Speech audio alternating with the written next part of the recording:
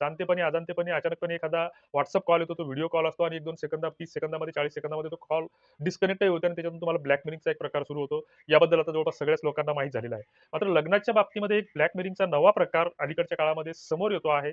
तुमची आमची मुलं-मुली हे कुठेतरी शिक्षणाच्या निमित्ताने बाहेरगावी गेलेली असतात, व्यवसाय धंद्याच्या निमित्ताने बाहेरगावी गेलेली असतात, 2-3 किलोमीटर नोकरीच्या नंतर निमित्ताने जावं बाहेरगावी लागतं. असतात आणि लग्न नसल्यामुळे साहजिकच बाहेरचं येणार जेवण त्यांना घ्यावं लागतं आणि अशा वेळी आपण सहजपणे एकमेकांसोबत संवाद करत असतो. मुलांसोबत, मुलींसोबत, महिलांसोबत आपले संवाद होत असतात.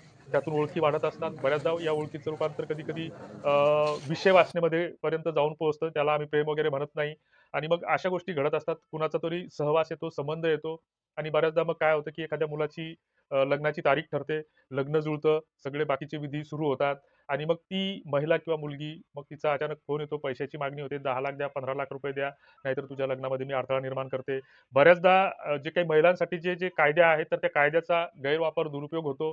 बऱ्याचदा असंही होतं, की एखादी महिला असेल, एखादा माणूस असेल, दोघेही 25 वर्ष वयाचे आहेत आणि दोघांच्या सहमतीने त्यांचे संबंध आले, सहवास निर्माण झाला आणि अशा स्थितीमध्ये ते कालांतरानं काही दिवसांनी ते प्रकरण उघडकीस आलं, तक्रार दाखल होते.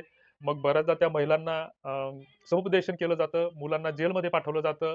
गुन्हेगार हे दोघेही सारखेच असतात. मात्र तिला कुठेतरी मग निर्भया योजनेअंतर्गत, मनोधैर्य योजनेअंतर्गत पैसे दिले जातात 2,00,000 पासून 10,00,000 पर्यंत. अशाही घटना बऱ्याचदा घडत आहेत.